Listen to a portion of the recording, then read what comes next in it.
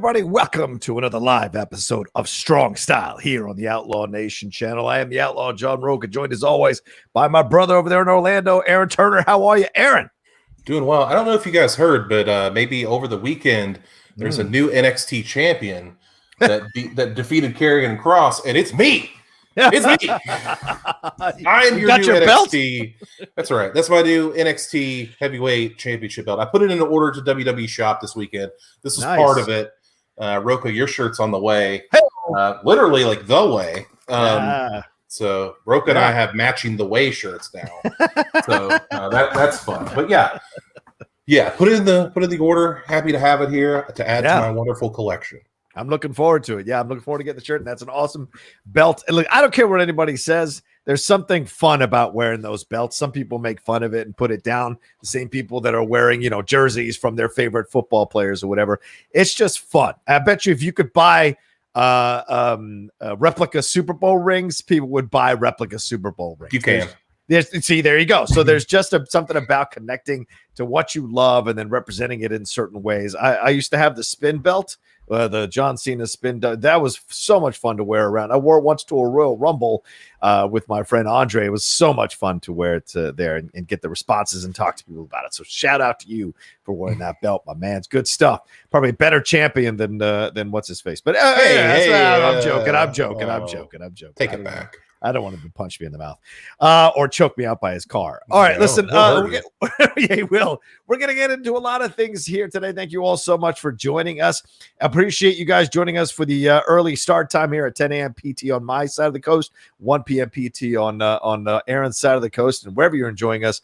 Thanks for hanging out. Remember, the Streamlabs and SuperChats are open, so keep that in mind as we go forward. The Streamlabs address right above Aaron's head. It's also in the description of the video, and I'll put it in the chat and pin it in there in just a second. So any kind of support you want to send would be great. Any questions you want to ask us, we're willing to answer about the world of professional wrestling or the history of professional wrestling. We are down for it. So we're going to go through a bunch of subjects today, so just strap in and hang out with us. Aaron, where shall we start first, my man?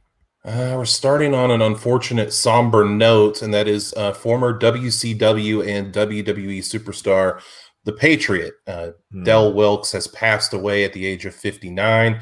If you don't remember the Patriot, he started out in WCW, I believe, with a tag team with Marcus Alexander Bagwell before he became Buff Bagwell. Yes. One of the few guys that isn't a luchador that wore a mask. Of course, he wore the patriotic mask. And then he moved over to the WWE in the mid-90s. To feud with Bret the Hitman Hart when he was doing his heel run. The Hart Foundation, they needed that American counterpart. Also famous for before Kurt Angle came to the WWE and had that, you suck music. Yeah. The Patriot had it first. So a lot of people don't know that, but that's true. You go back and look that up. But also, a good college football player at the University of South Carolina, consensus All-American. Had some trouble, went to prison for a couple of years for some painkiller addictions that he had and writing some false prescriptions, and then had some domestic violence issues as well.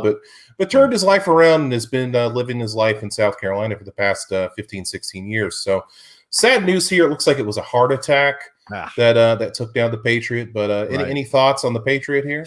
I don't have memories. I'll be honest with you. I don't have that many memories of the Patriot. I think if I was to watch some of those matches and find out a little more about that, I think I'd have a little bit more on it. But I just don't remember much about it. I do remember him being in the WWE. Remember his time. But remember, this is around that time when I kind of stopped watching when Bret was champion, and it just wasn't something that I was into. And didn't Hulk Hogan kind of imitate the Patriot when he tried to sneak around? Sort of. The blue trunks and the American thing like that. So yeah, but I do remember, it being a thing that they were trying to push forward with him against Bret. But for whatever reason, I just didn't, make that necessary connection to keep his fights or matches rather in my head. What memories do you have of him overall?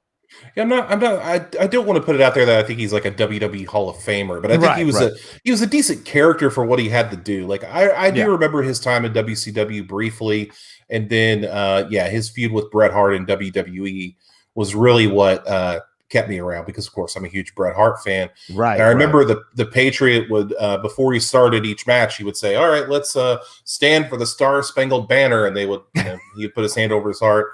And I believe Bret Hart jumped him during one of those, and there was never any plans to make him the WWE champion, but he was a decent enough worker that you could make him and Bret Hart believable. So yeah, that's really all the memories that I have. In the past couple of years, he's not really well loved in the internet wrestling community, for what I can tell. I think he has. I don't know what his political views are, but maybe that has something to do with it. I didn't really look into that because I don't really. Yeah.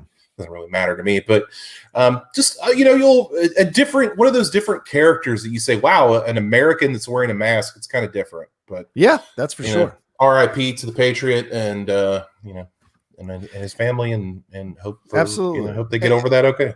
Absolutely. And he went through a run. He had the WWE, then All Japan Pro Wrestling, then went into the WCW, even co-hosted a podcast here in the later years of his life. So a guy who was doing a lot of things, being around, as you said, Aaron, and alluded to an interesting journey with some, unfortunate decisions on his end, but not something that we haven't seen from numerous other athletes, Aaron, getting into prescription addiction, unfortunately doing some, attacking his wife and what else, getting into domestic violence, all of that. So, every person's journey is different. Certainly there will be people who remember him who probably grew up or were kids during the 90s and had a connection to that character and what he was doing. And I think he turned heel later on in his run when he came back to the WWE to fight Jim the Anvil Neidhart, so who was the All-American. So I liked that. I think I remember that right when I was getting back into it, because that's like around the Attitude Era and all of that. So that was interesting in 97. So there are some faint memories of the Patriot, but not as strong as maybe some other people who grew up in the 90s, getting into wrestling at that time. I'm sure there are plenty of 80s wrestlers that I could refer to that a lot of people won't even have a connection to, that have a special place in my heart overall, So R.I.P. nonetheless. Yeah, absolutely. Rest in peace nonetheless. All right, where are we off to next, my man? All right, so if you caught Friday Night SmackDown last night, this probably came as a shock. It was reported earlier in the day that Zelina Vega was expected to return to WWE within the next couple of weeks, and well, she shocked us all and showed up last night on Friday Night SmackDown as named a participant in the Women's Money in the Bank ladder match. Yeah, she's back. So there's no Andrade, there's no Aleister Black, her husband, but Zelina Vega has returned. And of course, we talked about it. She was released at the end of 2020 for the whole Twitch debacle.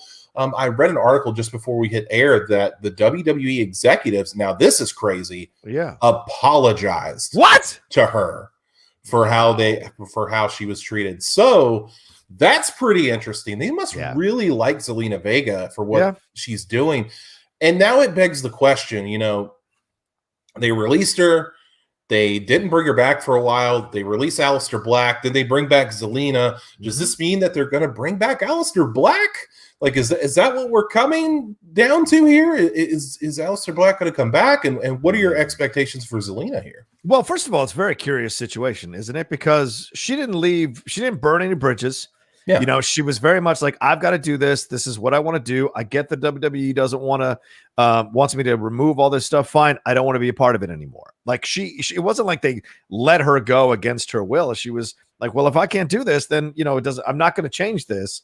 So, okay, they couldn't reach an agreement and she was gone, but she kept doing her thing and kept being on her side of things. I know some people are going to comment that some of her views went down, some of her subscriptions went down, numbers went down. So maybe in some way she was looking at the situation like, well, maybe it's not the best situation for me right now. Maybe the WWE sensed the numbers were going down, reached out to her, had a situation where they could work something out with her, and get her back on television, get her back on the roster. The Aleister Black stuff is curious, Aaron, because remember, she was off camera when Aleister was doing his thing. She didn't appear on camera. She didn't weigh in on bashing the WWE. She was off camera. So maybe there had already been like the initial conversations that were happening at that time. So she didn't want to ruin the possibility of coming back by getting on camera and possibly saying something incorrect or saying something that was a bit offensive to anybody in the WWE. So to hear that they apologized, I'd like to know if that's true, because those rumors and reports don't always necessarily pan out. Right. But if they did, that's a hell of a first step, especially amongst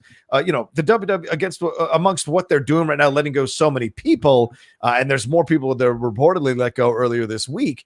It shows a little bit of understanding that maybe there are some PR hits they shouldn't be taking. This is a woman of color. And this is a woman who has established herself and worked through her way up the ranks and built a social media presence outside of the WWE as well. So maybe they sensed they needed more talent on this roster that had that kind of connection. Also, you mentioned, and you've sent me pictures of how deficient the WWE women's roster is with talent. Like they have barely on SmackDown, 7 women? You got to bring more talent in. So maybe they sensed there was something they could work out here with Zelina. Well, let me update you on that report. This comes from PW Insider, pretty reputable source. Yes. It says PW Insider reports there were segments of the company who felt she should have been retained and not released. Okay. Those people pushed for conversations between the two sides. The conversation eventually happened where there was a long period of time where the two sides went back and forth to the point where WWE officials apologized to Vega for releasing her, as well as offering her a deal to return. Wow. So there you go. That's crazy. Like the fact that this big company is going to apologize to you for, not being able to work something out. I mean, it says a lot about her as a person and somebody they really like, and doesn't say much about the company, but that they knew they were wrong. But I think we all knew that they were wrong. So absolutely. But I'm glad to see her back. I think she's a vital part of whether she's wrestling, because they definitely need her, like you just said. Yeah. And then as a manager, if she wants to do that still, I mean, there's plenty of people that could use a good manager. So glad to have her back. She's well respected. So do you think she'll manage, or do you think she'll wrestle? I think she'll probably do both. Yeah, I think she'll wrestle for a little bit, kind of bolster that SmackDown women's division, and then I think they'll eventually put her with somebody, whether it's Angel Garza or somebody coming up from NXT. So is there a championship in her future? I don't see her becoming like SmackDown Women's Champion anytime soon, but I mean, a women's tag team, that's not out of the realm of possibility. I mean, they kind of just put it on anybody at this point. All right. I'm just saying, I think you can play the chicken shit heel angle with her as well and have her spin it down, and possibly find her way to a title. And maybe that's a full apology, letting her carry the strap for, a couple of months or something. Who knows down the road, but she's certainly a talent on a number of levels. Aaron, you're absolutely right about that, both in front of the mic and in the ring, both on the mic rather, and in the ring. So you respect that greatly, and certainly expect a lot more from her. And, she's if the WWE knows what they're doing, they'll know how to get her in the right positions overall storyline wise. So we shall see. All right. Where are we up to next, my man? All right, so now we're talking about one of my favorite wrestlers of all time who keeps decreasing in my eyes, and I don't know why he does it, but Chris Jericho had some responses to criticism for the Blood and Guts match that was on AEW Dynamite like a couple of months ago. The crash pad fall that everybody made fun of because he looked like he fell on a pillow and all that kind of stuff.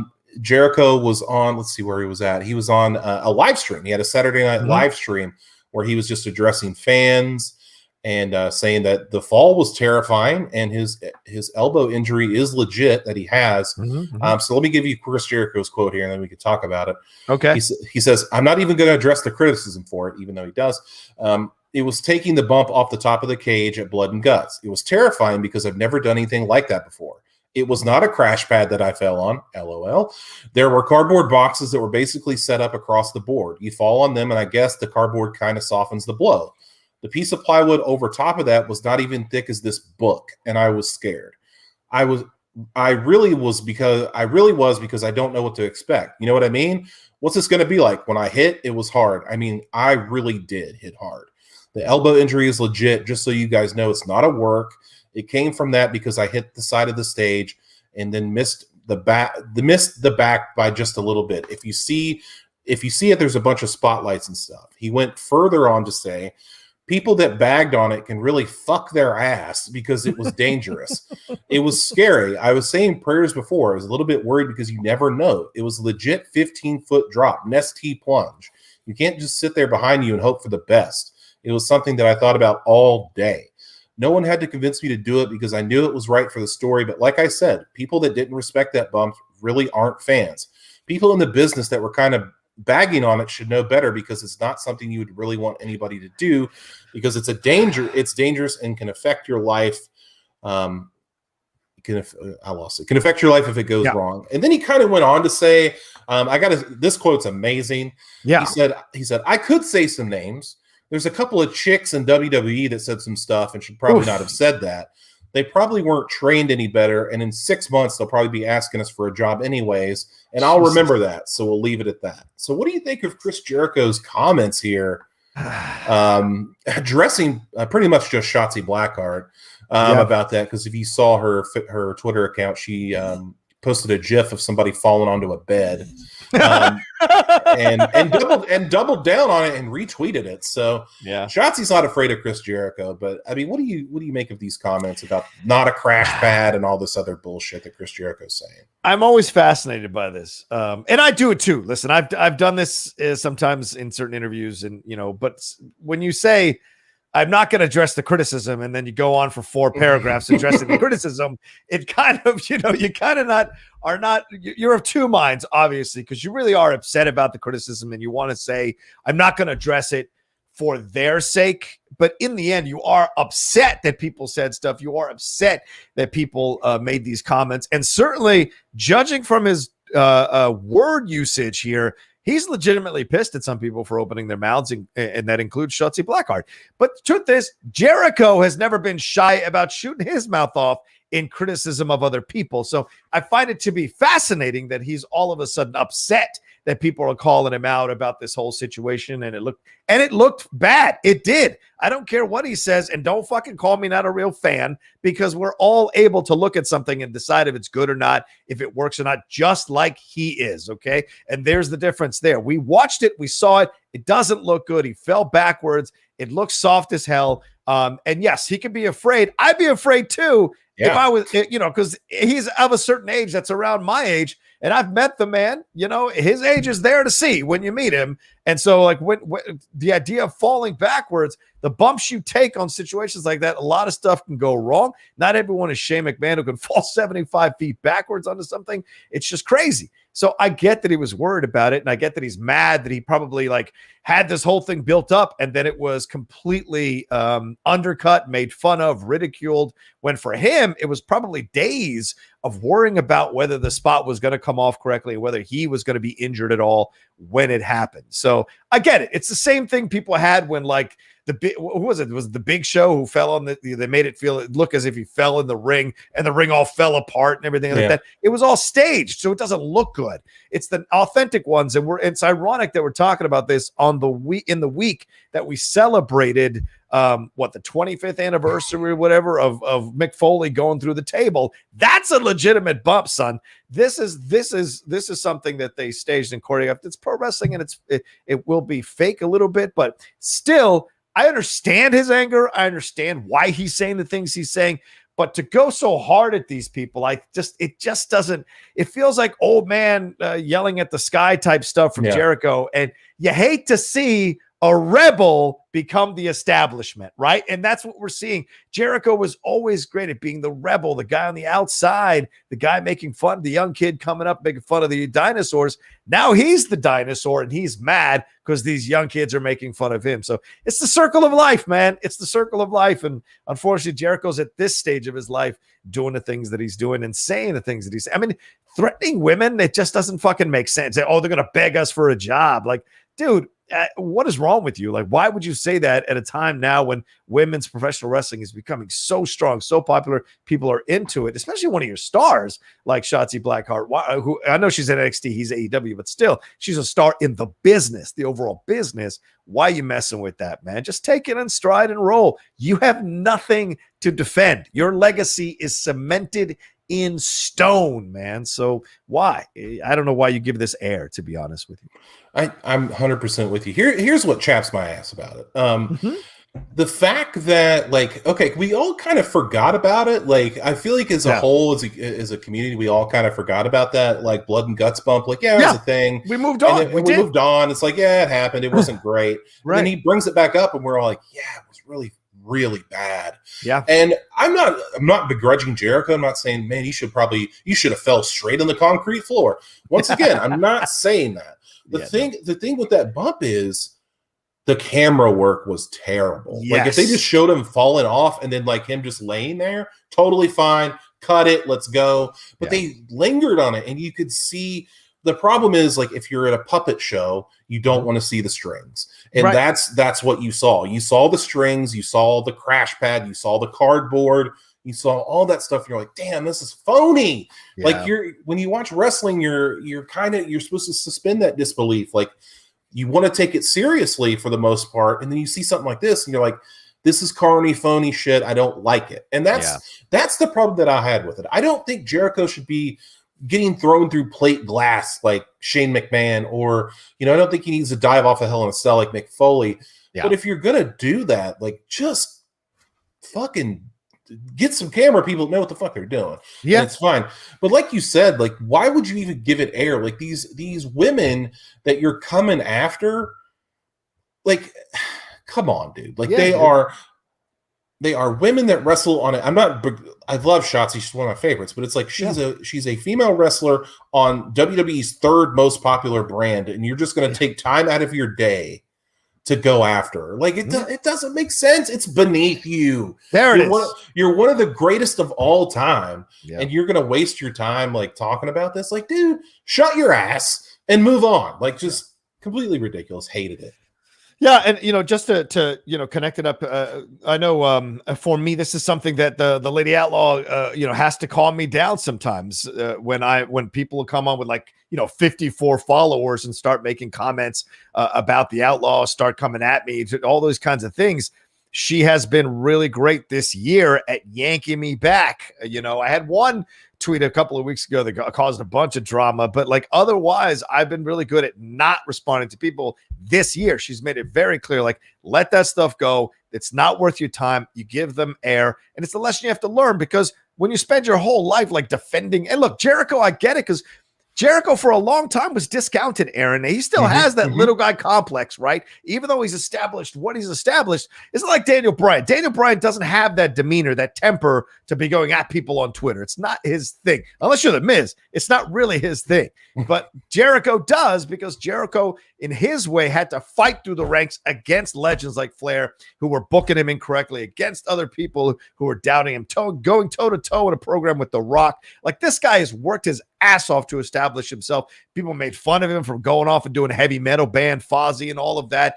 Then he comes back at NJPW, and he's incredible in NJPW. So the thing is, but still inside of him, he probably still feels like he has to prove himself all the time. So those are the things that you have to kind of find a way to walk past and let go of your pride and your ego about that shit. Let them all say whatever they want to say. You've established yourself. They can't come close to what you've built. So if they can't come close to what you built, why are you wasting your time? It's a difficult lesson to learn, Aaron. It's a difficult lesson to learn.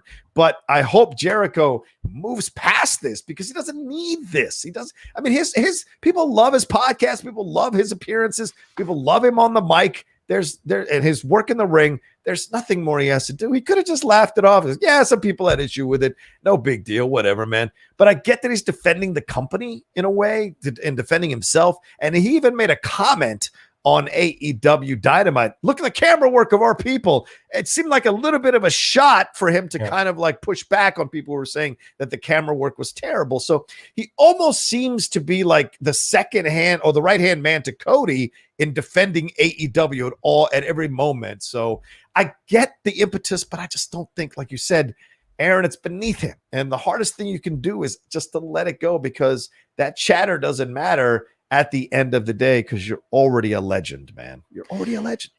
I don't know what this is with Jericho lately. Like, he seems to do this a lot, though, on Twitter. Like, he'll respond to people that, like, you don't need to respond to. And he's like, you're wrong. It's like, dude, I don't, like, why are you even bothering responding to these people? And it's like, Jericho opens himself up for it, because he'll say something on an issue, and then somebody will hit him back with, yeah, well, Fozzy sang at a super spreader event during the COVID pandemic, and it's like, yeah, they're right. And then it's like, hey, I saw like someone said, hey, Jericho, wasn't your wife and mother-in-law at the Capitol when the riots happened? That's true. And then so stuff like that. So Jericho kind of opens himself up for it. And like we said, it's just, I don't have this problem because I have like 600 followers on Twitter, so I don't have this issue. So I don't know what it's like to be in his shoes, but it just seems like if you're, you know, an all-timer like Chris Jericho, like this shit should not get to you at all. It shouldn't, you know, and when's the last time you saw Flair go on a podcast and bitch about the people making fun of him? It rarely happens. Like, it just doesn't happen. And you've got to have that thing. I put up DeMarco's chat here. Said that's easy for people to say. Is it easy for people to say, DeMarco? It isn't easy for people to say, but it only takes one comment to rub you the wrong way where you think you just have to respond. And that comment could be from anybody. But that's what I'm saying, DeMarco. That, yes, it does take that one comment, but you've got have to have enough inner strength to laugh off that comment, to disregard that comment, because it doesn't mean anything. It doesn't mean anything. You're giving it power by listening to it, reading it. And trust me, I do this. I know, I'm speaking from experience. You give it power by responding to it. You give it power by, I know in your mind it germinates and you're like, oh, but it's because it's touching something you feel about yourself or you feel that you should be pushing back on. And the truth is you don't need to, because if you give it air, then that other person with 12 followers is going to think they got you. And that doesn't help you in any way, shape, or form. And even you getting the upper hand in a back and forth verbally, people are going to see that you're punching down. So you're not really going to win anything in the end, unless you want to be a petty reality star. Then that's part of their brand. But in the end, it doesn't make any sense, to be honest with you. Just let it all go and move on and keep creating the stuff you're creating. And I think the same way about Jericho. Just let it go, man. I don't understand why you want to hang on to this and be so vicious in your attacks at people, you know? Well, in full disclosure, like I'm a bit of a hypocrite because I'm still kind of upset about someone that cut me off in traffic like last week. So I mean, like, I'm saying we're all human. We all I'll get over it, but I'm just like, man, I'm still like thinking, God, you know? Oh, sure, yeah. So, or that asshole in the fast food lane who says something, or someone in a store who makes a comment. You know, it's all those things. You just kind of have to learn to. It's not easy. Being the bigger man sucks. It sucks. Can we talk about something for just a second? Go ahead. If you go to Taco Bell, like, let's be honest here. Like, I would say that probably 90% of I'll just use Americans. 90% of Americans have been to Taco Bell. Okay, you're probably right. Probably at least once. Yes. You know what you want to order at Taco Bell. How dare you roll up to Taco Bell and stare at the menu for like 10 minutes like, I'm not sure if I want a chalupa, or I'm not sure if I want... Bro, like, we've all done it. Just pick your food and go. Like, just what are you doing? Like, I can't like, there's a Taco Bell near my house, and it's the busiest Taco Bell I've ever seen in my life. Line is always around the building. So like the one time that I go with a short line, I'm like, thank God. And I go there, and there's this dude in front of me that's just like, I'm not sure what I want. Look at your menu board, please. Bro, you've been to Taco Bell like 50 times probably. Just order something and go. Like, what is wrong with you? Tell me it's not true. Yeah, it's true. It's true. I hate it in any fast food restaurant, but certainly in places like Taco Bell, it grates on you even more because you know the fucking menu. You've memorized the menu, and if you know there's a line behind you, I think that's the most inconsiderate thing when people just stand there. I was at the ball game, like I said, at Padres game a week or so ago, and two people were in line, and they asked about every item on the menu when 15 people were behind them in the 6th inning waiting to grab something to kind of tie off what they'd grabbed earlier in the night in terms of food. You know, I was trying to grab a Bavarian pretzel and wash it down with a Coke there while I was there. But no, these two massive homies had to be like, so what kind of hot dog is it? Like, what does it taste like? Beef? Is it a Frank? What's in the nachos? Like, what kind of cheese are you using in the nachos? What the fuck? So you're right. People are so incredibly inconsiderate. And I don't want to sound like the old man. It's because sometimes the parents have like stroked the hair of these kids too much, and they think they can do whatever they want to do and take whatever time they want to take because they're valuable. And I get it, but be considerate. Like, I get that you want to find out what's in this stuff, but like also be considerate that there's a line behind you. So, just throwing it out there. Oh, just do this. Do the fake look at the menu like we all do when we're there before the cashier asks you what you want. We all do the fake look. We're all like, yeah, and then they're like, what can I get you? And you're like, give me a number 3 with no lettuce and Mountain Dew. We already know what we want. We just do the fake look. Like, it's ridiculous. It's absurd. I like Zudo out here. He says, Aaron, stop personally attacking me, please. Damn it. It's true. I guess I'll just have to do mobile ordering from now on. So I just get my stuff and go. No, because then it's cold by the time you get there. Good point. That's the thing. That's why I don't do delivery. Fuck that. I don't do delivery because shit always shows up cold. Always shows up cold. Yeah, I'm a hot food guy. Exactly, because homie's delivering shit like 5 at a time, 10 at a time. He is not going right to your house from the pickup. It's rare when that happens. So anyway, okay. All right. We're off topic. Rant over, but I just wanted to say that because it really chapped my ass this week. Yeah, there you go. Those are the people Jericho should be ranting. That's true. Jericho should go on a tirade about all these people taking too long at the damn Taco Bell. Ridiculous. So true. All right, we got 53 of y'all watching this live. Thank you so much. Please hit that like button. If you're watching later on, hit that like button and leave a comment. We always love hearing about you. Let us know what you think about Aaron's rant about Taco Bell and people standing in line. Let us know down in the comment section below. And please send in support for the show. Super Chat, Streamlabs, as I said, Streamlabs address right above Aaron's head. Oh, I forgot to pin it in the chat. I'll pin it in the chat just now, and it's also in the description of this video. Send in some support on this early Saturday morning. All right, on July 4th weekend. Come on, people. Show a little love for 2 Americans talking pro wrestling. All right, Aaron, where are we off to next, my man? All right, we're just going to go through AEW Dynamite, their results, talk about it a little bit, what happened this past week, because it went back to Wednesday, and it's the last Dynamite at Daly's place for a while as AEW goes back on the road. So just kind of wanted to give AEW some love because it's kind of hard to cover it when it's on Friday and Saturday when everything's already done. So we'll start off with Penta El Zero M and Eddie Kingston defeating the Young Bucks, which was a really good match. Yes. Probably the match of the night.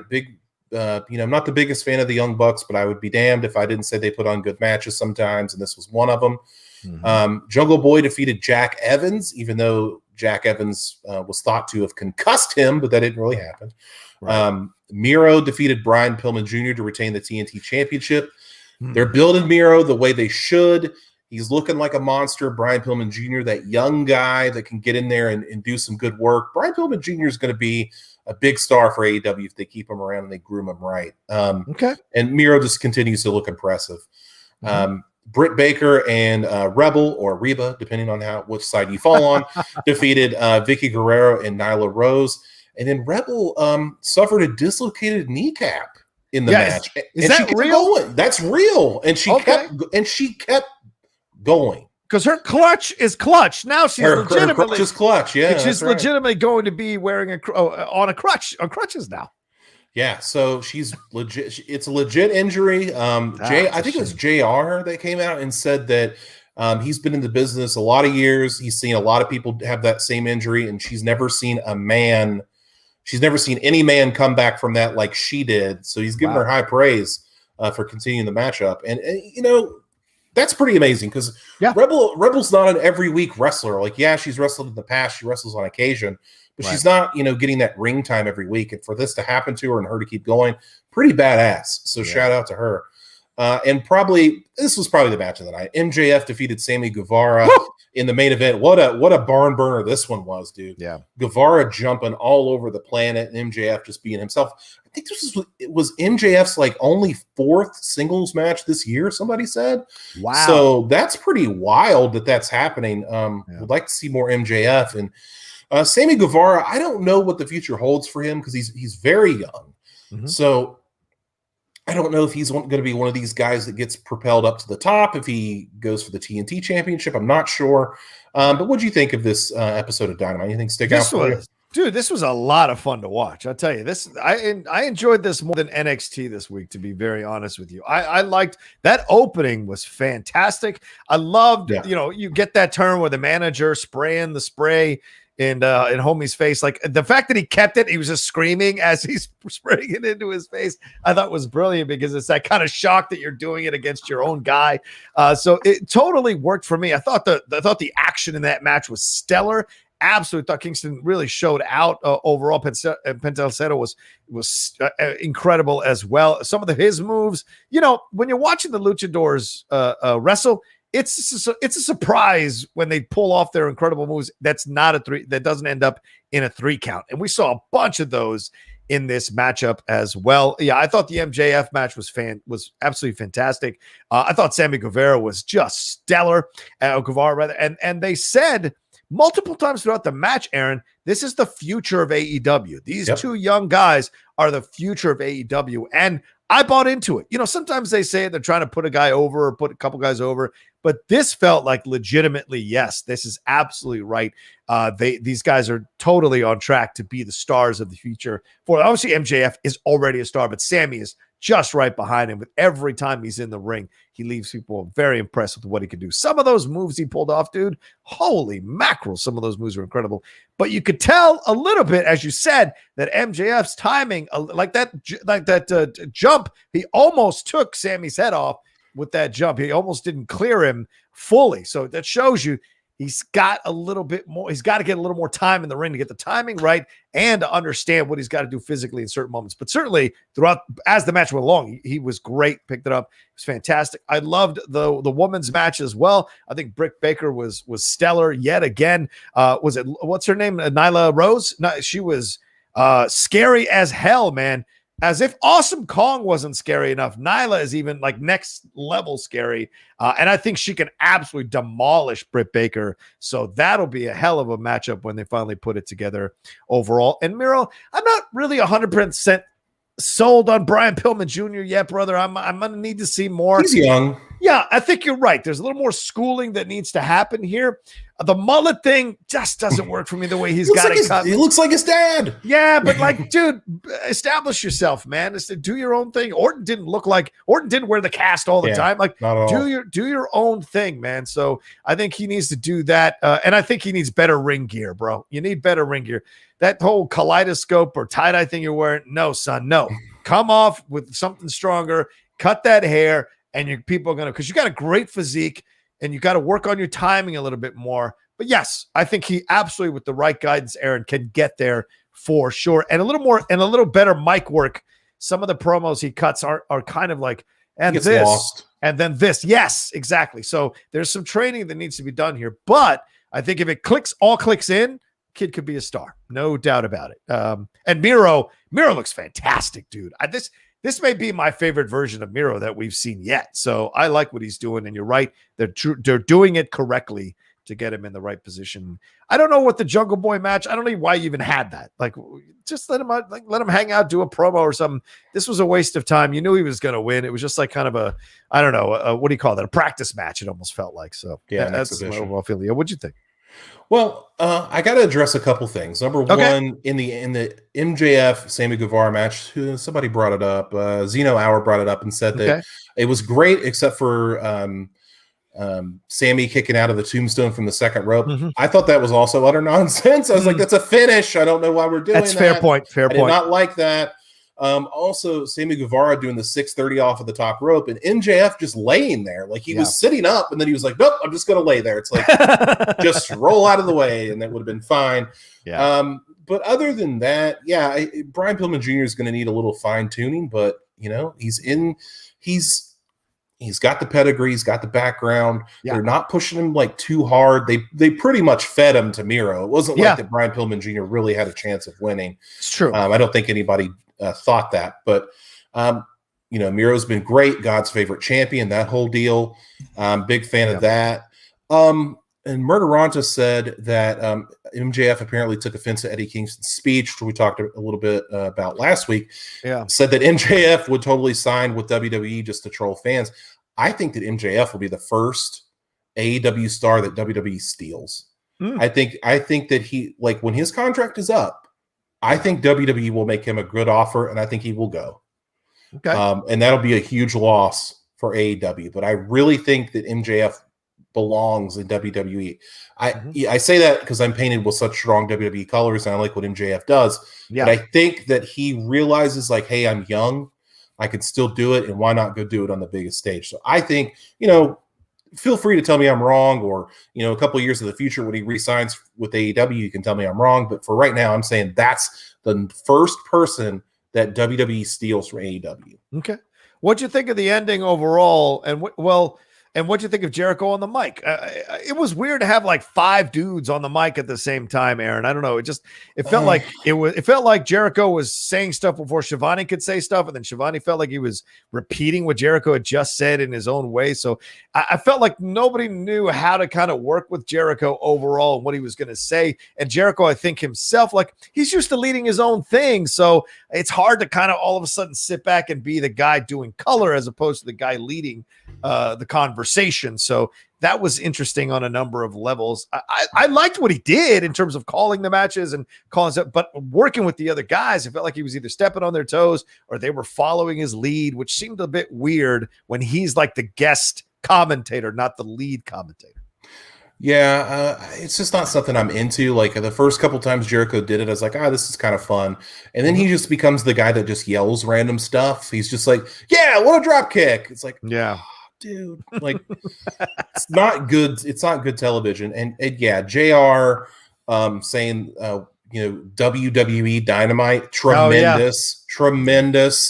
I actually felt bad for JR on this one because like, people were hounding him over it. It's just like, it's a mistake, dude. The guy was with WWE for like 20 years. Like, give him a fucking break. So the only reason they're hounding him is because he's old, Aaron. And it's the same. It's the same thing that happened with these Kurt Gowdy, Jack Buck. If you go back and follow these old sports commentators, right at the tail end, they're getting names wrong. And I get it. It's just after a while, you can't keep all that information in your head, and you have that male pride where you don't want to have cards in front of you. You want to be able to do it off your own head, and so I get it, but it's not a good look. And unfortunately, and JR's made worse mistakes on the mic, ladies and gentlemen. Yeah, he has. Like this WWE Dynamite, it's a toss away. And Gilmore defended him, which I thought was really kind of Gilmore to defend him on Twitter too. And so it's just like, hey, it is what it is, man. But I don't think you should be calling the matches anymore.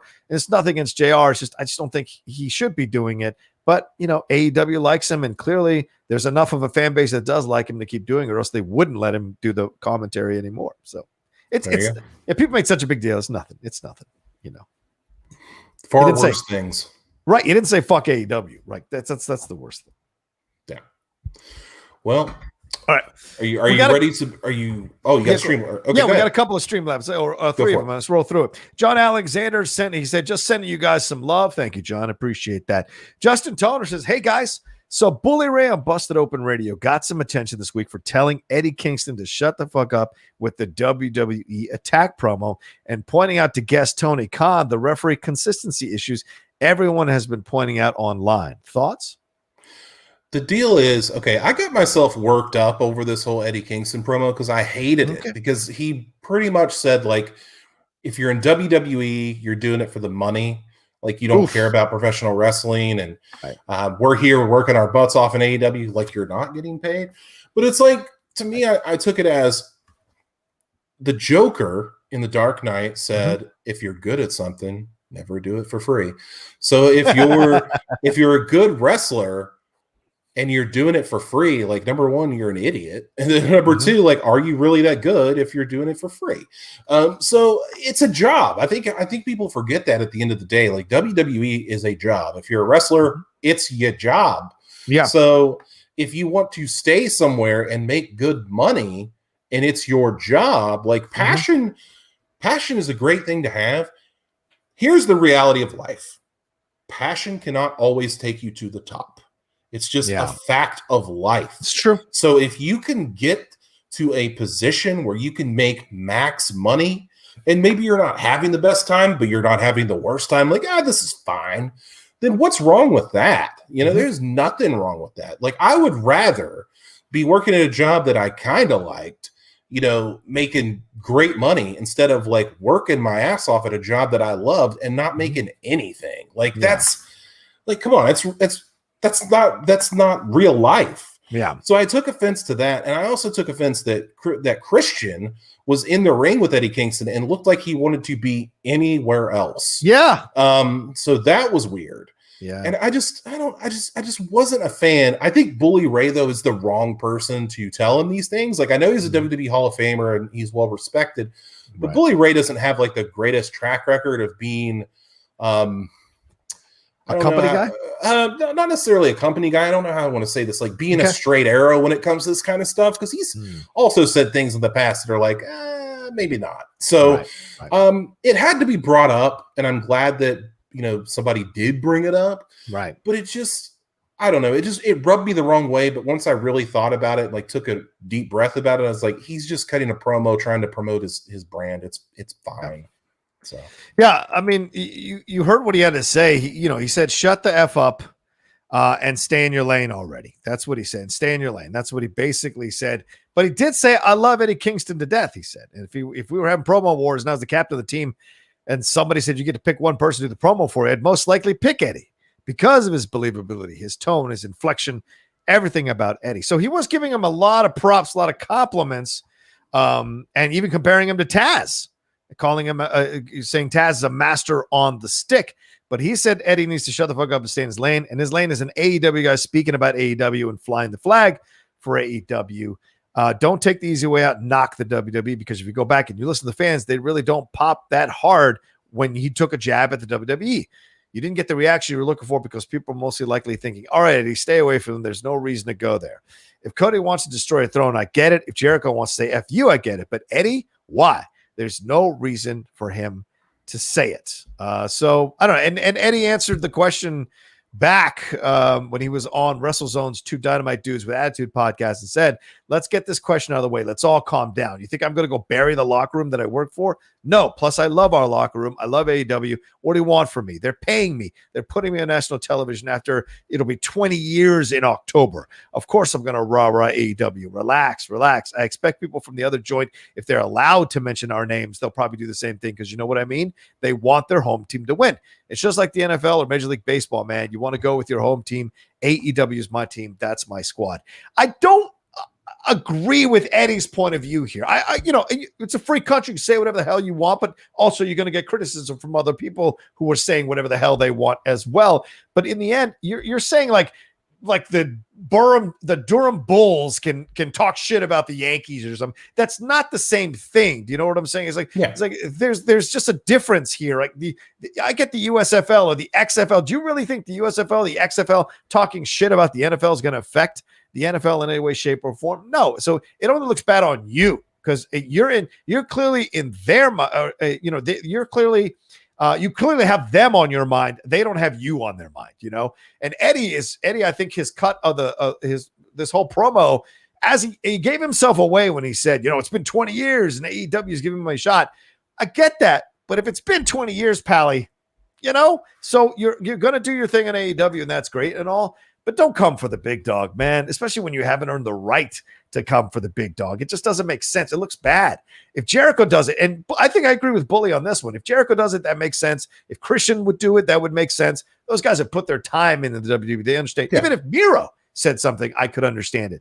But Eddie, you just got to one federation after 20 years. And by that, I mean a notable federation after 20 years. So for you to go after the next step is really stupid, because you're shooting yourself in the foot at the possibility that you could jump. And then if you do jump, you look like a total bitch for taking the money after you bitched about it. So it's not a good position to put yourself in. I understand the temptation, but it's short-term gratification and could be long-term consequences. And it doesn't make sense, Yeah, I agree. Yeah. All right, where are we at? Yeah, sorry. The next thing, thank you, Justin, for that. Streamlab, really appreciate it, brother. Always great to have you watching the show. He said NXT was solid this week. Justin kept going with the setup for Great American Bash next week. Adam Cole killed it on the mic again. Bash was looking damn good. Dynamite came back to Wednesday with good show. Agree with both your points. Looking forward to hearing Aaron's NXT take. Yeah, we'll be getting that next, Justin, so we'll put a pin on that. Then he continued with another. Thank you very much, Justin. He said, one more thing. Kevin Owens versus Sami Zayn last man standing match last night on SmackDown was a banger. Highlight of the show besides Zelina's return. Those two are insane, but I love them. Keep being awesome, John and Aaron. Thanks so much. Appreciate that. And Danny B said, just wanted to say, love the show, guys. Thank you, Danny B. Thanks, man. Did you watch the SmackDown match last night? I haven't had a chance to watch it yet, but I've heard that people like going crazy for it, so I'm gonna have to go back and watch it at some point. Of course, I love both guys, so it won't surprise me if it's really, really good. Yeah, exactly. All right. So where shall we go, Aaron? Where are we off to next, my man? We'll talk about this story briefly because there's not much juice to it. There hasn't been much follow up, but Vince McMahon, spotted in Orlando this week, going to the PC to evaluate some talent at the Performance Center and maybe bolster the WWE roster. This is not something that Vince does all the time or ever. So the fact that Vince is coming to Orlando to scout talent is a huge deal. Like there was reports that they've beefed up security at the Performance Center because Vince is there. So if you're a talent and you hear that Vince is coming, not like Triple H or not Shawn Michaels, but Vince is coming to scout and see people that he wants to build for the WWE roster, number one, probably scared shitless. And then number two, what an opportunity for some of these people to maybe get a leg up and get on the main roster. Because I think Vince is tired of playing around. Like they're getting ready to go back on the road. They've cut like 40 people this year or so. So they're ready to see whether you got it or not. So this is going to be a huge opportunity for some people, and it may be to some people's detriment. So what do you think about Vince going to the PC? Yeah, it's always, nerve-wracking when the boss shows up. But if you've got confidence in your work, confidence in what you've done, then you shouldn't be unsettled or worried about it. The rumors were he did let go some people from the marketing department, apparently, which is really curious considering they're about to go on the road and need marketing for these shows. So that's interesting. But also the rumor is that they're bringing some of these stars in to come back to the Performance Center to get some more in-ring work. And one of those rumors is for Sasha Banks to be coming back, get some in-ring work. And of course, she's been taking a little bit of heat for retweeting or liking an anti-vaccination post. So there's that involved here. But also there's rumors that he's looking at bringing up some NXT people to fill out the roster. Bronson Reed, Scarlett being one of those names, a couple of those names being thrown about for sure. So those are all possibilities. Shotzi Blackheart's a possibility. Tony Storm as well. Tony Storm's well overdue. So it wouldn't surprise me to see that happening overall. So so he's just scouting out. He's looking he's just looking around, seeing what's there, and they're letting people go and whatever. So he's like kind of making sure he has a presence around and people understand that he's there. So there's not much to it other than he just visited the Performance Center. I love the idea of beefing up security though. Why do you have to beef up security? It's Vince. Who's trying to do anything to Vince? I don't know. Like that's curious to me on so many levels, I don't know, but there you go. That's what they said. I'm sure Triple H doesn't need security when it rolls down the Performance Center. All right. Anyway, where are we off to next, my man? Too many damn people at the Performance Center these days. Anyway, all right. So we're going on. Speaking of the Performance Center, or the Capitol Wrestling Center, if you will, NXT this week. I was there again. I will be there next week for the Great American Bash. So excited about that. So congrats, dude. Thank you. We'll start. I'll go through the matches, and then we can just talk about it as a whole. First of all, the opener, Zoe Stark and Io Shirai defeated Raquel Gonzalez, Dakota Kai, and Ember Moon and Shotzi Blackheart to become the number one contenders for the Women's Tag Team Championships. And then Roderick Strong, in the debut of Diamond Mine, defeated Asher Hale via submission. Cameron Grimes defeated Ari Sterling, whoever that is. Xia Li and Boa defeated Jake Atlas and Mercedes Martinez. Isaiah Swerve Scott defeated Bronson Reed to become the new NXT North American Champion. John, we're just going to start at the top. This triple threat tag team match. What an absolute crazy, awesome match. What did you think of it, dude? This whole match underscore what Triple H said the other day. You may not like it, and certainly you can take issues with it, but he said, if you're a woman and you want to get known as a professional wrestler, come fight the greatest in the world here at the WWE. Essentially is what he said. And this, at the NXT level, is the kind of talent you have going on here. This match was fantastic, stellar from pillar to post. All 6 of these women showed out so well. Mercedes Martinez actually got knocked out. Is that correct? Is that correct on that? Aaron? Yeah, very scary moment during that match with Xia Li, eating a spin kick. At first, I was like, man, she sold that correctly, really well. And then the doctor or the referee, and kudos to her, she caught it. There was a split screen between a time where Alex Reynolds got knocked out in AEW and when Mercedes Martinez got knocked out, and they showed a time lapse of how long it took the referees to react. And it was like 30 seconds for Alex Reynolds and 5 seconds before the ref called the match. Right. So I had like a really good vantage point because I was actually standing like by the boards and I could see her take that kick and fall down. And the second that she landed kind of with her arms up. Yeah. And you knew it was legit when that happened. Right. And the referee saw it, did the X thing, which is the injury thing, and they came right out and they called it, which is a very scary moment. Right. She eventually did recover and walked away and all that kind of stuff, and she seemed to be okay.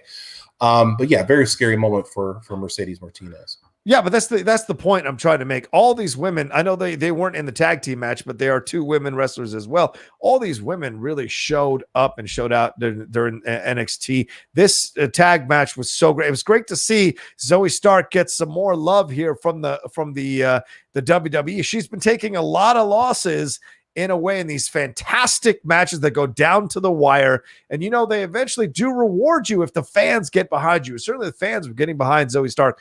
Putting her with Shirai is just genius, right? Because Shirai is not going to say too much on the mic. Zoe can handle that, and Zoe can learn off of her of how to do these kind of higher level matches. So I think it's a great pairing. I love that they're getting a shot. I've been nothing but impressed by Zoe Stark. We've seen Shotzi and Ember win it twice. We've seen Raquel Gonzalez and Dakota Kai do their thing. Raquel's already a champion. Dakota Kai is a mainstay there. So this is a nice opportunity for them to get Stark and Shirai to get a shot at these belts. And I liked the back and forth on the mic that happened later on in the show between the 4 ladies as well, who are the 2 current champions, and those 2 there. But Stark is one I'm looking at, man. You talk about Pillman. Stark is already way past Pillman, in my opinion, and I want to see more from her as she gets these opportunities. She has the chance to be one of these people that jumps from NXT to SmackDown or Raw and possibly carries their belt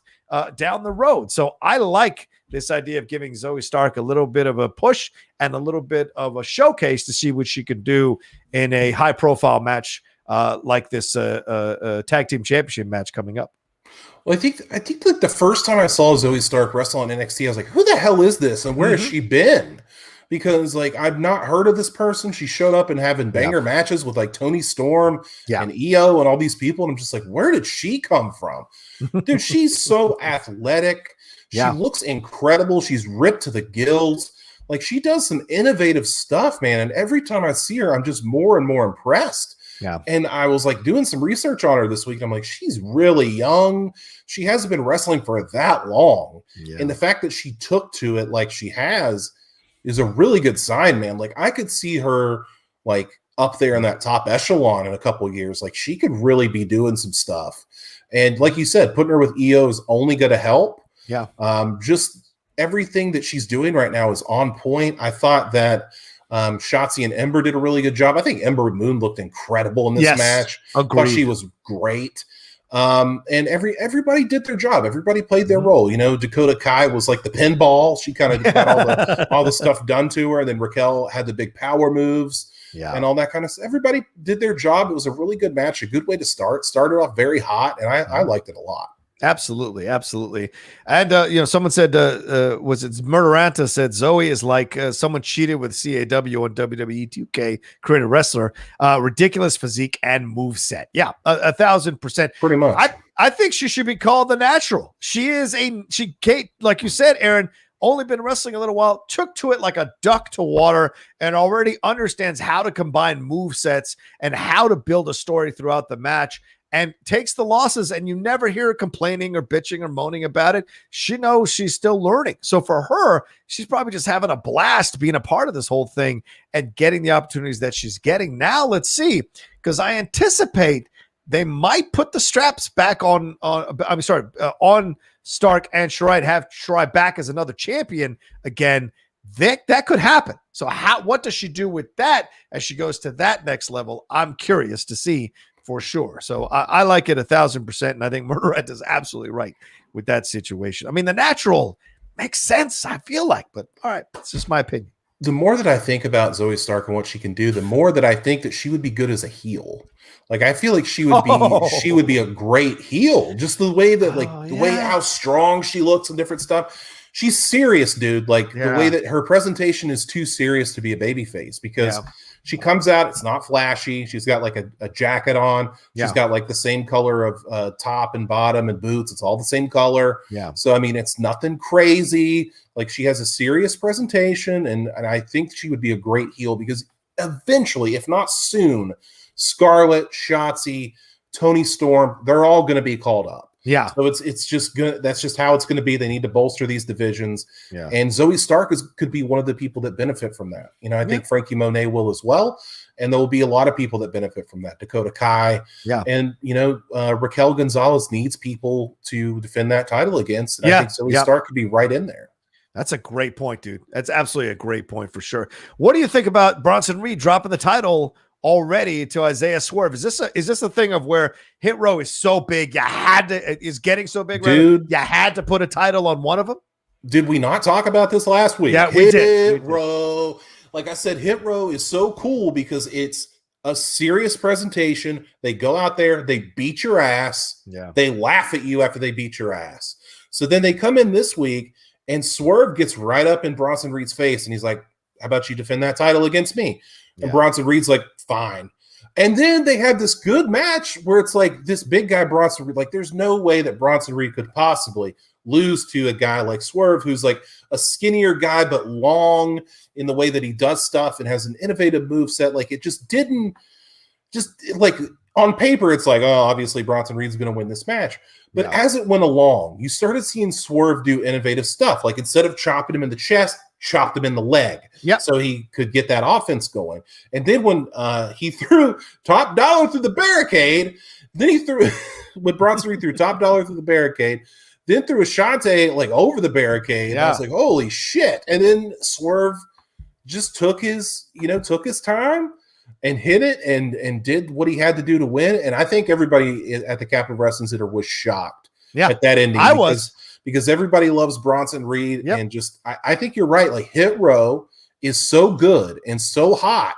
Yeah. You gotta roll with it and see what you got. And Swerve is a guy that can carry that North American title for sure. Yeah, absolutely. And great on the mic. That back and forth with him and Bronson Reed before they got out there was great in the backstage area, especially with all the Hit Row member crew behind him. I mean, it's so good to see this. And yeah, people love Bronson Reed. So now we're like, okay, what's next? What does Bronson Reed do here, to come back? What does he do to come back? If they're going to let him come back and be a part of this program, what does he do? Does he get his crew? Does he get a crew? What happens here to kind of counter Hit Row? I think it'd be very funny to see what he could come up with because he's such a fan favorite. It could push him creatively to come up with something really fun. So I think he's getting the call. I think he's getting the call. You think? Oh, that's why he dropped it? Okay. Yeah, because allegedly, from what I read, Vince McMahon loves Bronson Reed. Okay. So, not too far along. I think we'll see Bronson Reed on probably SmackDown would be my guess. Okay. Chris Taylor says, "Where's my Hit Row t-shirt?" Here's the thing.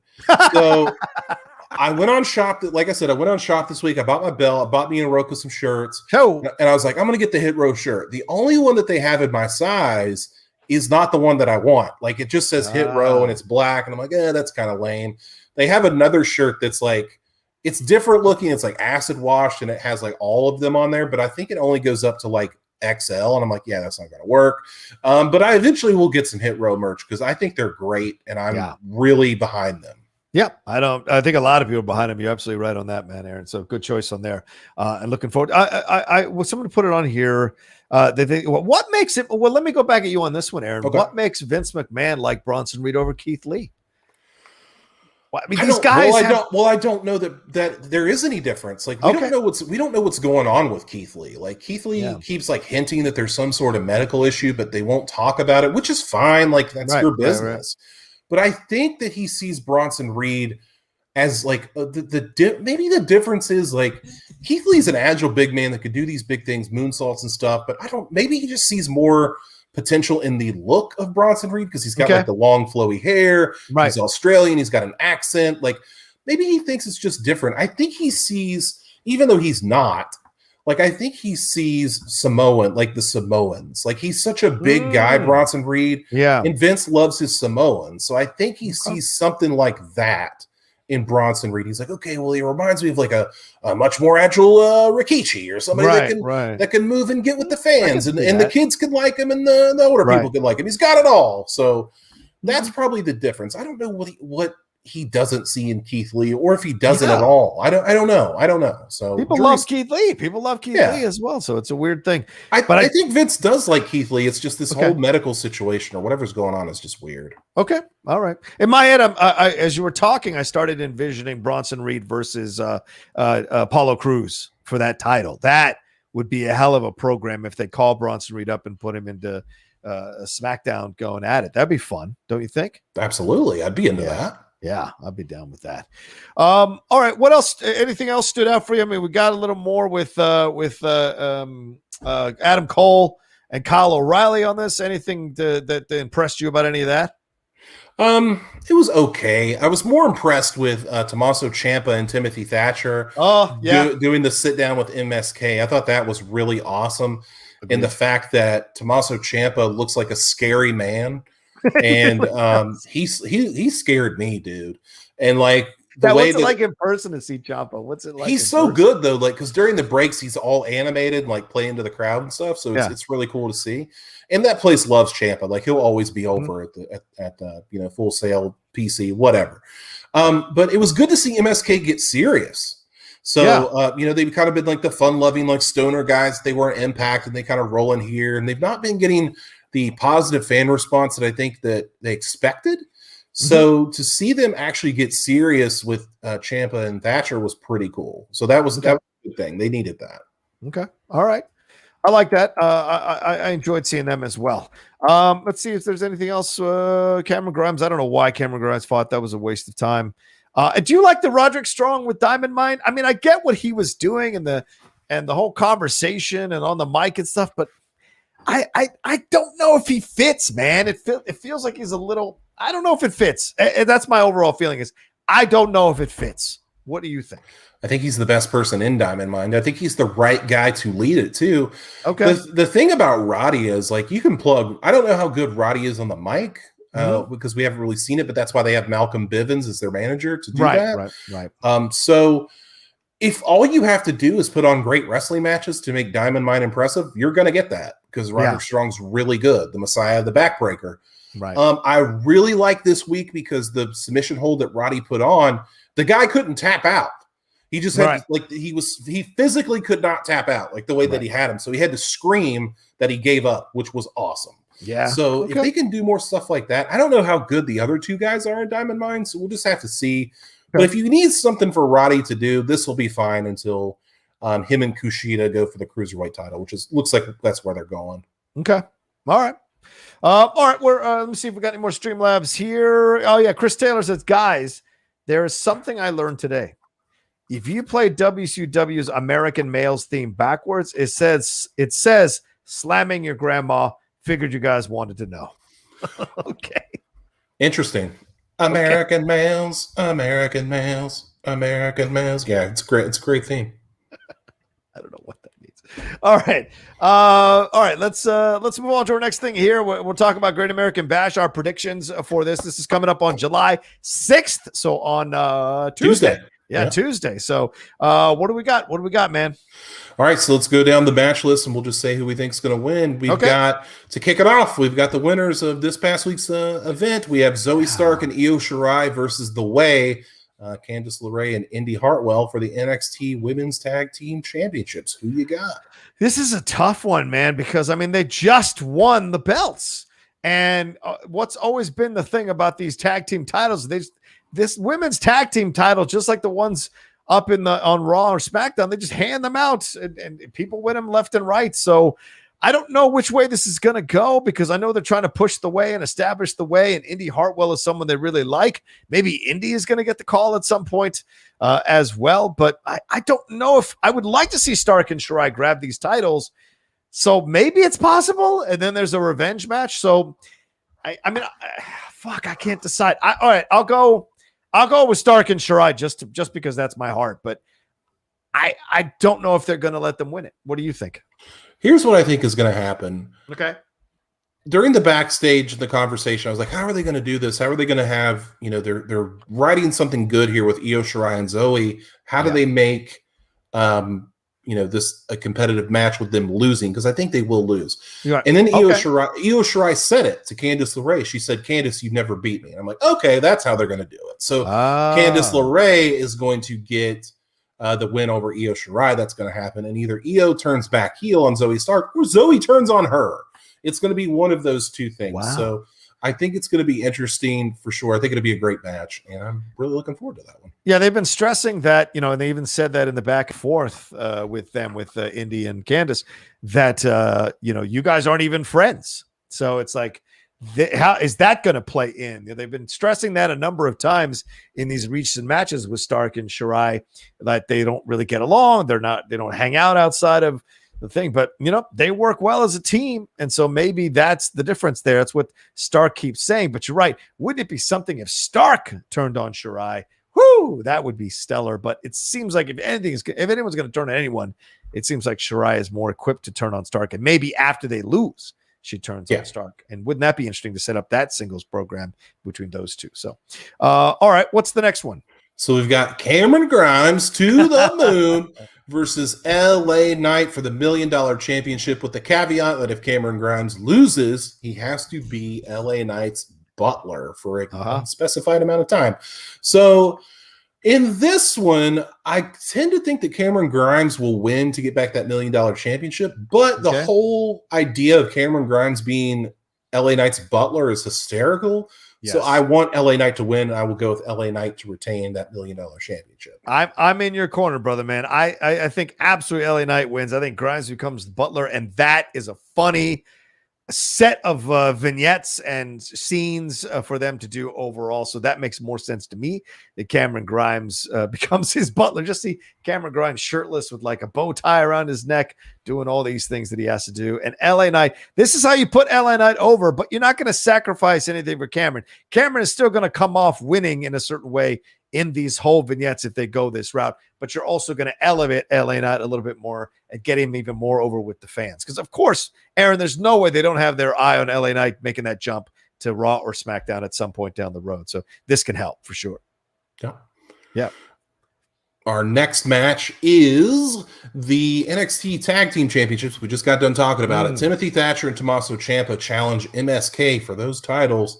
I tend to think that Thatcher and Ciampa are on such a run that they're going to go ahead and give them the tag team titles. And I think MSK is going to either turn heel or do some sort of rebranding or something.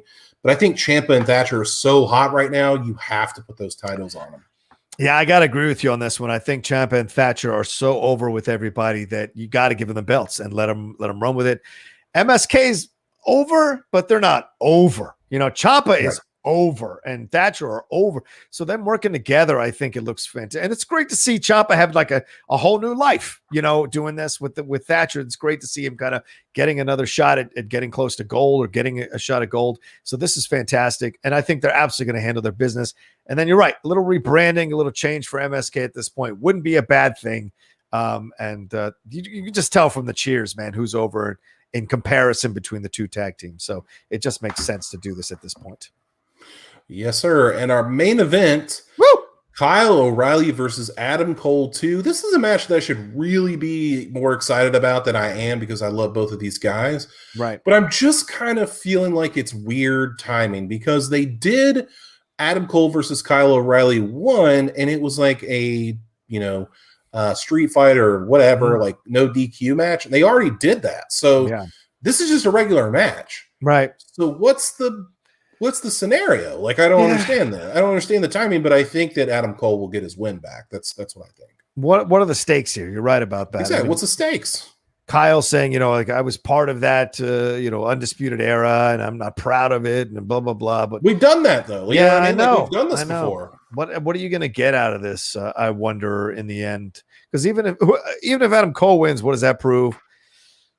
And you're not going to let Kyle O'Reilly beat Cole twice. So, yeah, Cole wins, but I agree with you. It feels like a weird main event. I think the tag team should be the main event. Ciampa and Thatcher versus MSK. That feels more like a main event because this isn't even for a belt. Right. So, and it hasn't been hyped up or pumped up. They kind of manufactured the hype during that the previous pay-per-view. They kind of manufactured the hype of them going at each other again when they were fighting. Was it for the number one contender for North American title? I think that's what it was that they were fighting for. And so it was like, okay, so we're doing this again. So this clearly means that they don't know what to do with Cole or Riley. So they're just going to put them together in this for now as kind of like a bookmark. And then they'll come back to it no matter what the result is and maybe figure out something for those two guys to do going forward. But yeah, I'm not that excited about this match. Sure, Adam Cole wins. But it's not that big of a deal unless there's a run in, unless there's something here. And what about the Diamond Mine? Do you think Roderick Strong could come in at any point and mess with this whole situation? I think the Diamond Mine is pretty much set on the cruiserweight side because they said they were going to focus more on the cruiserweights, even though they released a ton of them. But we also have to keep in mind that there's been that status bar loading or that battery bar. It's gone from 0% to like 81%, whatever that is. Whatever that is, looks like phone charger gimmick. Yeah, it looks like it will be fully charged this Tuesday. So we'll see what happens there. All right, and maybe something big will happen there. I don't think it's going to be like Bobby Fish because I think that would be hell land. So we'll see what happens. Yeah. Zeno Hour says prediction bound to be wrong. Adam Cole wins after a new Undisputed Era runs in. Is that possible? I don't think they're looking to do that because I think Adam Cole is going to go to the main roster soon. So I don't think that's what they're going to do. But Adam Cole, first of all, they need to give Adam Cole the Undisputed Era music back. Yeah, that's true. I hate his theme song because it doesn't match. Like, doesn't match what he does, and I hate it. So just give him that, like revamp the theme. Oh, Jesus Christ. But So look out for the battery. That's going to happen. They're also doing a championship celebration for Swerve Scott. Android or iOS. It looks like an iOS. It actually looks like an Android one. That's what every time it pops, it's funny. Every time it pops up on the screen at the CWC, everybody's like, God, get a new charger. Like it's taking too long. So yeah, but we'll see. That's great. You've been challenged, Aaron. Chris Taylor challenges Aaron Turner for that NXT belt in a Taco Bell match. Woo! You would lose. Believe me, you would lose. Let's make it happen. Oh man, that's great. All right. Anything else, Aaron, before we wrap up that we need to touch on or talk about here? No, I'm good. Hope everybody enjoys the 4th of July and please be mindful of dogs and veterans as to not set your fireworks off too late and be an asshole. Yeah, please do that. Please, for the love of God, be aware of that. I know some people won't. Don't be that guy. As we said earlier, don't be that guy that orders for 20 minutes in the fast food restaurant, and also don't be that guy that launches fireworks off at 9 o'clock at night or 10 o'clock at night, giggling while you're drunk, and poor dogs are screaming and yelling and being scared. Or, like you said, veterans. It's a great point, Aaron. Didn't even think about that. It's a fantastic point to make as well. But have fun, enjoy yourselves. It's July 4th. Hey, if there's been any July 4th that has come along in the last few years that we should relax and celebrate and be happy that, things are kind of slowly moving back to normal, it's this July 4th. So get around family, get around friends. Hope you all are vaccinated and celebrate it and enjoy it and celebrate America, celebrate yourselves and getting back together again with friends and family and just relax and enjoy it. And maybe watch some of the Outlaw Nation content that's on Saturday. Sunday. There you go. Yeah, just a little plug there for the stuff we got going on here. All right, that's it. We're out of here. Thank you all so much for joining us. Thank you very much for the Streamlabs Super Chats. For those of you who are watching us later after we've done this thing live, thank you so much for watching the show. Please leave a comment and a like down below, and I'll be back with some other things you can do as well. Aaron, another great show, brother. Love doing this with you, my man. Please tell them where they can find you and everything going on. You can find me on Twitter at @OnlyAaronTurner. We can talk about wrestling and stuff there. I do want to say something to the Flirtenflaus. So the Flirtenflaus has this. Wait, go. So the Flirtenflaus has this, if that's how you say it, has this gimmick championship on his shoulder because he didn't earn that FCL title. He never earned it. It was pretty much handed to him, just like I bought this off of WWE Shop, and now I'm a champion. So in that way, we're both champions, I guess. So if you want a real challenge for someone that's serious and not a joke and will take not only your pride, but your championship as well, because I got an empty shoulder, I'll take another championship. So Zaflirt and Flaus, get at me. We'll see you soon. There you go. That's right. I couldn't think of a better promo on July 4th weekend than having an American challenge some German for his belt, for God's sakes. Go get your thing, son. Go get your belt in the FCL, Aaron Turner. Get in there, get in the scrap, and take that belt off that pretender to the throne, Zaflirt and Flaus. I'm a big fan of that Brett Sheridan guy, but Zaflirt and Flaus, he's got to go, son. Go take that title off that that paper champion, as Mr. T once said. All right, we are out of here. Please, one of you all clip that out and put up there. Maybe we'll do it. Put it out there. Let Zaflirt and Flaus know that Aaron Turner is coming for that belt. You might have to step over Robert Montano, who is undefeated at this point from late to the party, but I think you can be glad to. It could happen. All right, you all are awesome. Thanks again. Please remember to subscribe to the channel down below if you haven't yet. Hit that subscribe button, hit the bell button so you see all the stuff we got going on. We just dropped reviews for the last 2 episodes of The Bad Batch that dropped this morning. I dropped my review for the Tomorrow War in case you're thinking about watching that one. I'm going to drop my review for Summer of Soul. Real quick hint, watch that. It's fantastic. It's on Hulu now, so I'm going to drop that review tomorrow. But we also have that Loki review out there where Shannon and I welcomed Emma and Laura Kelly to hang out with us and break down that episode. So a lot of stuff going on as well. And then John and Wendy Explain the World dropped yesterday, so watch that as well. Enjoy yourselves. All right, we're out of here. Be well. Much love to you. Be safe. Have a great time. And then come back and see us next week for another live episode of Strong Style. It was upside down. I'm sorry. Yeah.